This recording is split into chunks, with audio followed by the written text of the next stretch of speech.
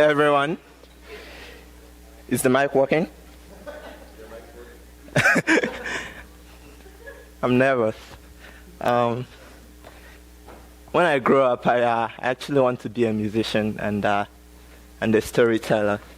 That's why I asked for a stool, because, when I stand, I feel like a lecturer, and I feel like you guys have learned enough tonight. So I want to tell a story or maybe sing a song. Which one do you guys want? I should sing a song. I actually have a song playing in my head. I always do. Do you want to know what it is? I have Piano Man by Billy Joel. I love country music. I love trucks, beer, and girls, and la la la la. But it's okay. That's a bad idea. It wouldn't make your night. I've never been called a musician or a storyteller in my life, but I've been called a lot of other things. I've been called a student. I've been called a brother. I've been called a son. I've been called a friend. I've been called a genius. I've been called an idiot. I could get used to all of them, honestly. I probably deserve them because of the roles that I had either played or I will be playing. Very specific roles that I played in them. But there's one that I'm not quite sure. I'm not sure I'm getting used to. I'm gonna have to look it up. That one is my name, Akawachu. And predictably, you don't know what it is, but whenever I introduce myself as Akawachu, you don't bother to ask, what is Akawachu? And I'm glad you didn't, because I'm not sure either. I think about it quite a lot, because it makes a lot of meaning. It's my name, and I have no idea what it means. And in times when I'm not playing either the roles of a student or a friend or a brother, at times when I'm not playing any other role, I still have that name, Akawachu, and I wonder what it means. I think we're all growing up in an age of information, and by information I also mean an age of noise. We have a lot of things to do. A couple of people left because they have papers to write, theses due, families to attend, politics, rallies, angry Facebook posts to make, maybe. It's especially difficult when you have all these Facebook posts, Facebook links to read, and your tab is all filled, and it's all cat videos, and your phone is buzzing with Snapchats, and there's just a lot of noise everywhere, and sometimes we want to look back and we want to think, so who am I actually? Like, will my name change if I'm not doing any of these things? So today, instead of singing, I'm going to talk about something that I'm actually very passionate about, myself.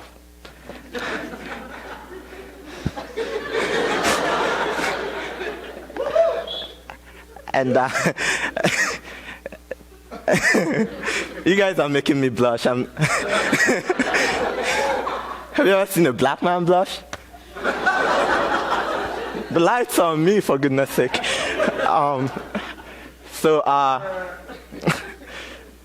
And I'll take the advice of my very good friend, a former president of South Africa, Thabo Mbeki, and start from the beginning. My childhood. And from the beginning and from my childhood, I actually meant I'm going to talk about soccer. My friends and I loved soccer, in case you haven't figured. It was a second religion. I identify myself as Christian, and my friends may identify themselves as something else, but soccer was a shared religion and a common language. It still is. But there was a routine to the soccer drill. It usually happened in school during our break time. The kids would come out and they're all rowdy and happy. We had an hour break to play soccer in our school uniforms. In case you didn't know, we used to wear school uniforms back in Nigeria to go to school. It was really nice. I looked smart in them. I don't know about now. But the kids would be so rowdy and noisy, and they would move away. They would be arguing amongst themselves about who to be the team captains and who to, who to choose for their team. And I realized I wasn't very good at soccer then. Right now I'm very good. I wasn't good at soccer then, but so I'll just step aside from the entire noise and chaos, and I'll move to an open space and wait for them to make their decisions. But while I'm there, I usually do something, and it baffles me why I did that. But I never wondered why I always did that. And I'm going to try to repeat it on stage. I'm pretty sure I can't do it anymore because I'm grown up now.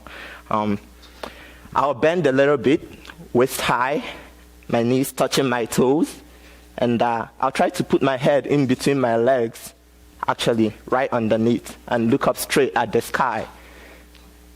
It was a weird sensation. I'm not sure if you've ever done it, but in fact, I'm pretty sure you've never done it. It's just me. But what I feel is that the earth seems a little bigger. The clouds look prettier. The sky looks farther away. And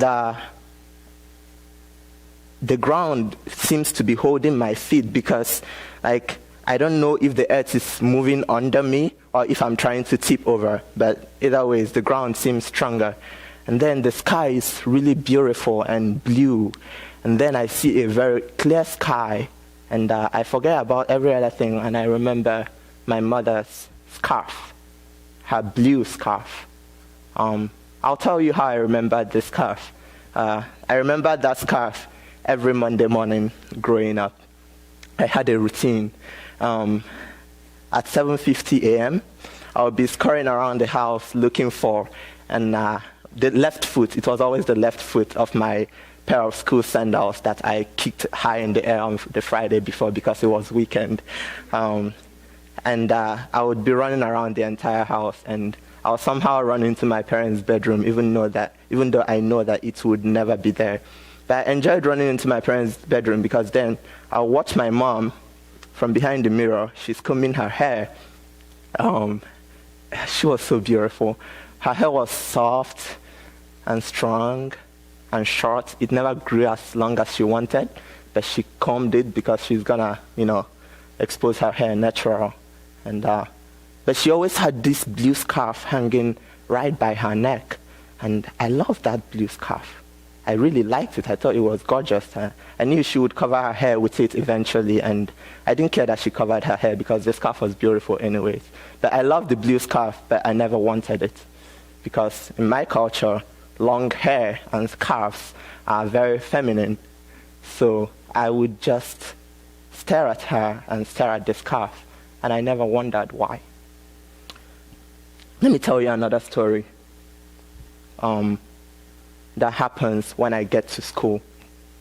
So, after I stare at her and stare at the scarf, she eventually chases me out of the house, and I eventually find my school sandals.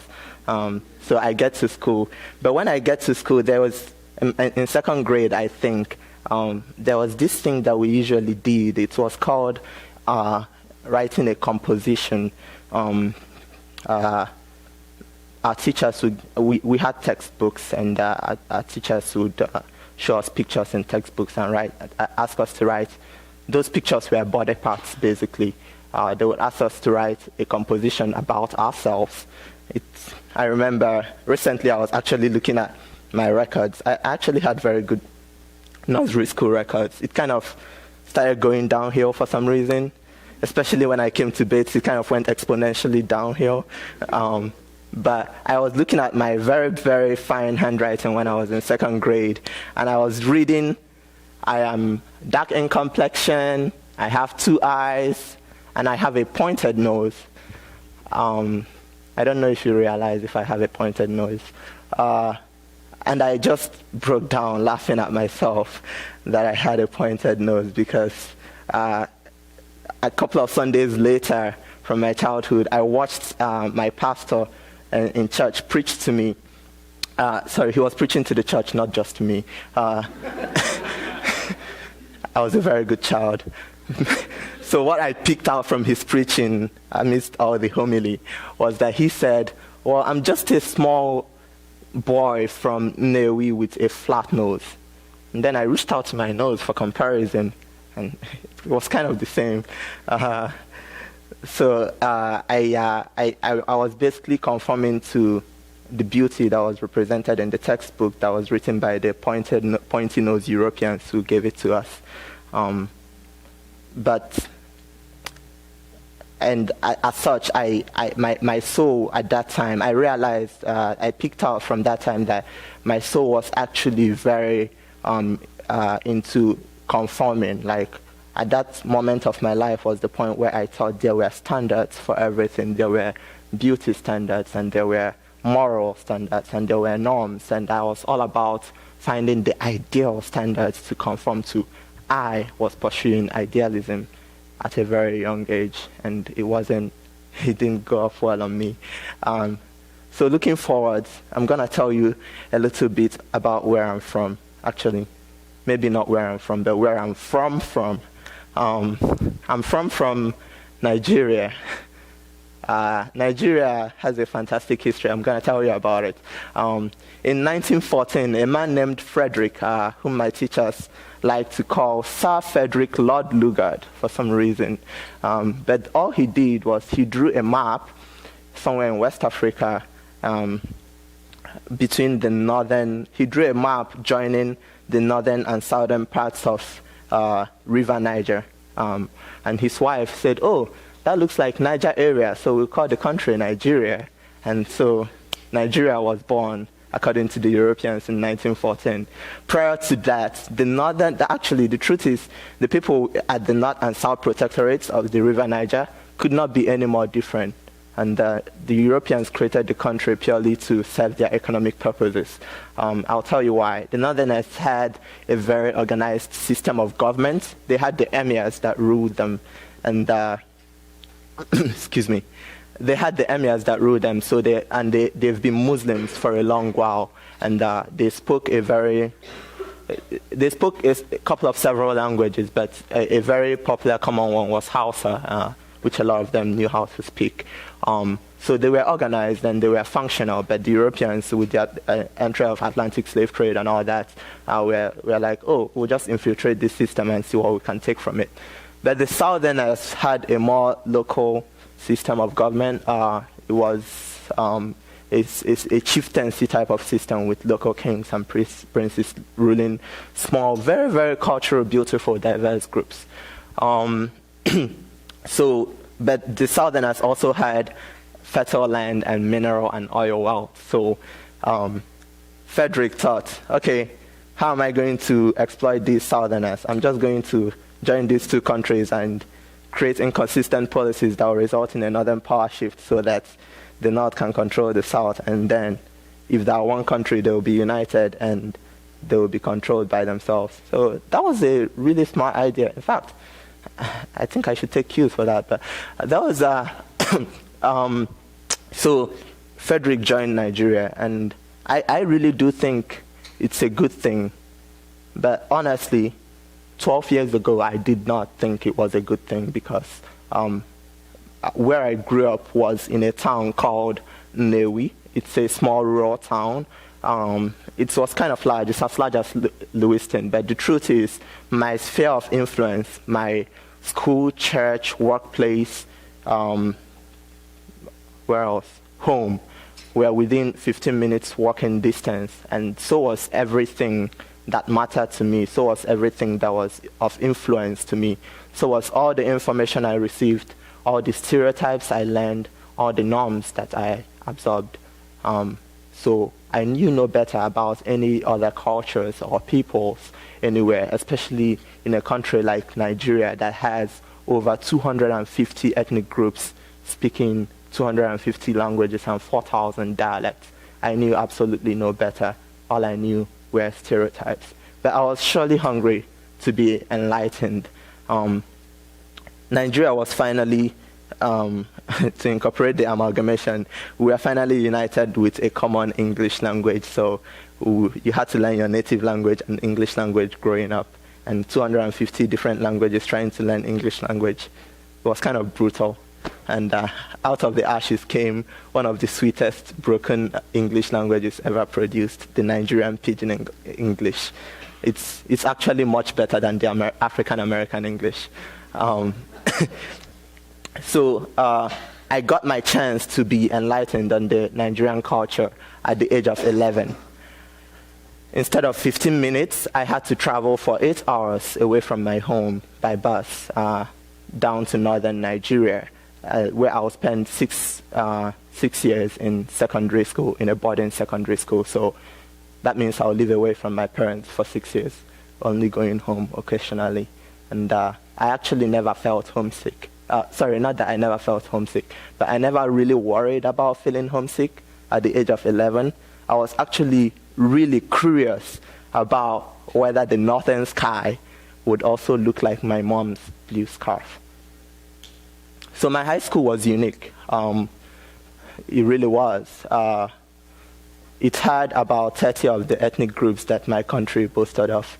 And it was really beautiful trying to watch those people, such really culturally diverse people, relate together. It was a strange experience. It just went on very smoothly.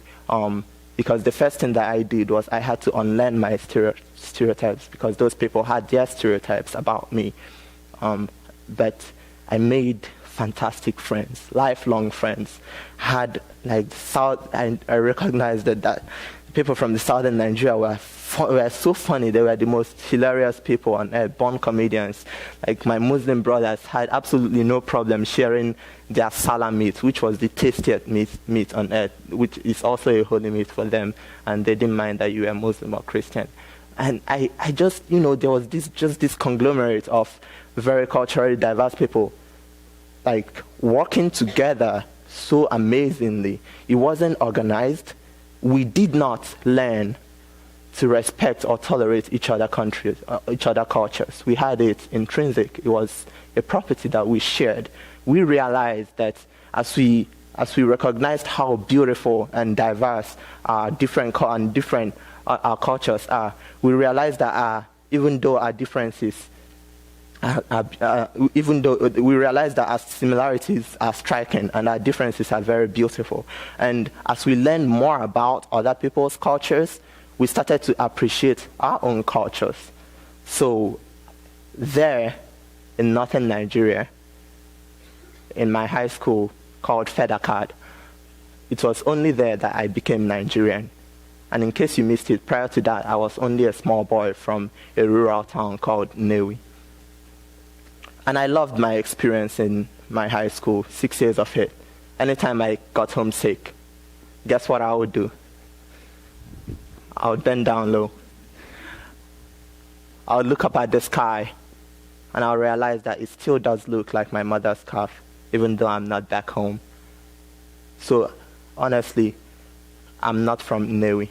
I have to be from Nigeria. But I wasn't satisfied. I actually did want to be a global citizen.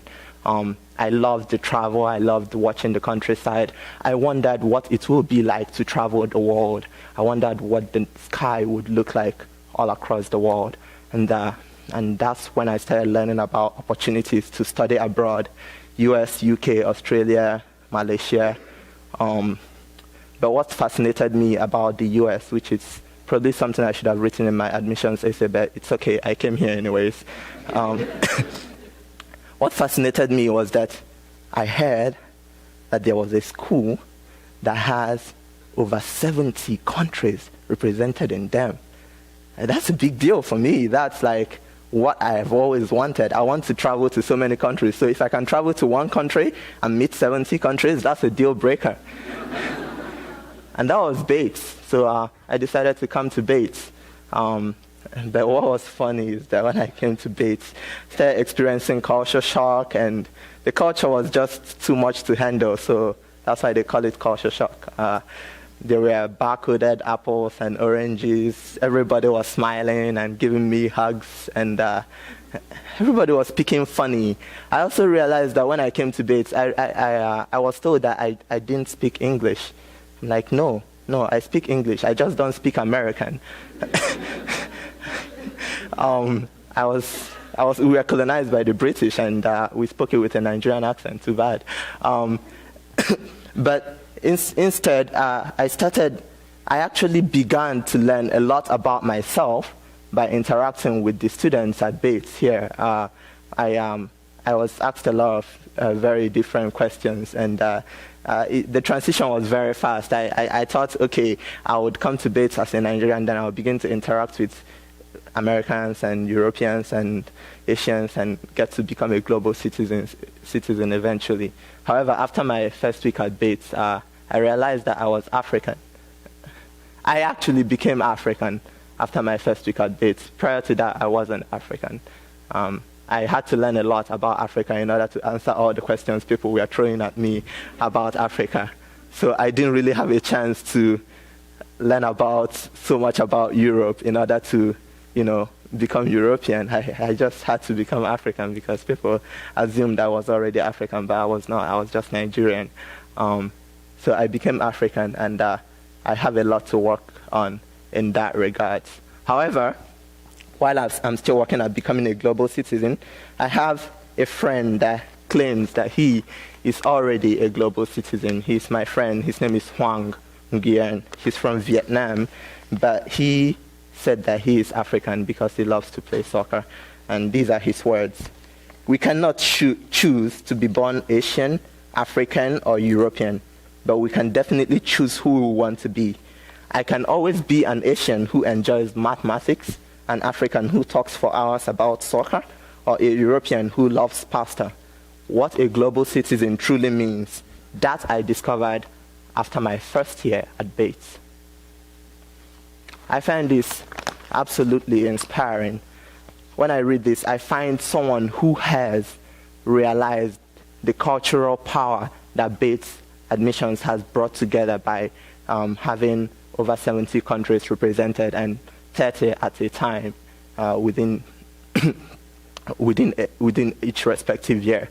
So I find so much power that we can tap from each other by such interactions. I find that you can look at your neighbor, like our first speaker says, you realize that you have differences, but you share so much similarities that you also share so much beauty within you that instead of being so sensitive, instead of being so inadequate, instead of trying to listen to the noise that the social media and the beauty standards are generating, we just have to look inwards instead of looking outwards at ourselves and realize how much beauty that we can radiate if we let go of the fear that we are inadequate or that we are insufficient or that we are